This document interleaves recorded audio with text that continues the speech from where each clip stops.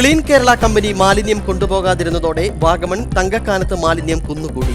ഏലപ്പാറ പഞ്ചായത്തിലെ 5 വാർഡുകളിൽ നിന്നും ഹരിതകർമ്മസേന ശേഖരിക്കുന്ന മാലിന്യമാണ് 3 വർഷമായി ഇവിടെ കൂടിക്കിടക്കുന്നത്. കമ്പനിയുമായി പഞ്ചായത്ത് ബന്ധപ്പെടുമ്പോഴെല്ലാം മാലിന്യം നീക്കാൻ ഉടൻ വാഹനമയക്കാം എന്ന മറുപടി ലഭിക്കും. എന്നാൽ പിന്നീട് ഒരുവിധ നടപടിയും ഉണ്ടാകാറില്ല. ഏലപ്പാറ പഞ്ചായത്തിലെ 5 വാർഡുകളിൽ നിന്നും ഹരിതകർമ്മസേന ശേഖരിക്കുന്ന മാലിന്യമാണ് 3 വർഷമായി ഇവിടെ കുന്നുകൂടി കിടക്കുന്നത്.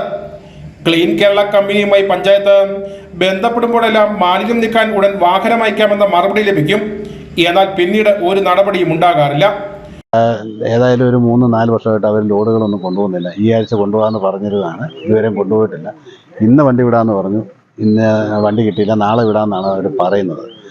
അത് എത്രയും പെട്ടെന്ന് മാറ്റി കിട്ടിയാൽ മാത്രമേ അവിടെ ഹരിതകർമ്മസേന അംഗങ്ങൾക്ക് വേണ്ടിയിട്ട് അവരുടെ ഷെഡ് പണിയാൻ വേണ്ടിയിട്ടും അതിൻ്റെ അടിസ്ഥാന സൗകര്യങ്ങൾ വികസിപ്പിക്കാൻ വേണ്ടിയിട്ടും 20 ലക്ഷം രൂപ ടെൻഡറായി കിടക്കുകയാണ് അവിടെ കെട്ടിട പണി. 1 കിലോ മാലിന്യം കൊണ്ടുപോകുന്നതിന് പഞ്ചായത്ത് 12 രൂപയാണ് നൽകുന്നത്.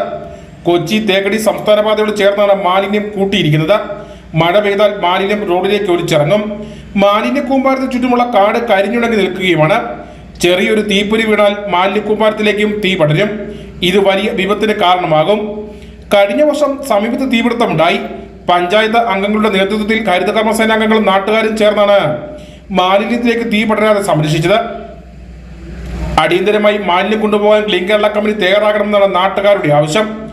അല്ലാത്ത പക്ഷം ക്ലീൻ കേരള കമ്പനിയുമായി ഉടമ്പടി റദ്ദു ചെയ്ത് മാലിന്യം നീക്കാൻ മറ്റ് നടപടി സ്വീകരിക്കാൻ പഞ്ചായത്ത് തയ്യാറാകണമെന്നും നാട്ടുകാർ ആവശ്യപ്പെടുന്നുണ്ട്. News bureau, Vagamon.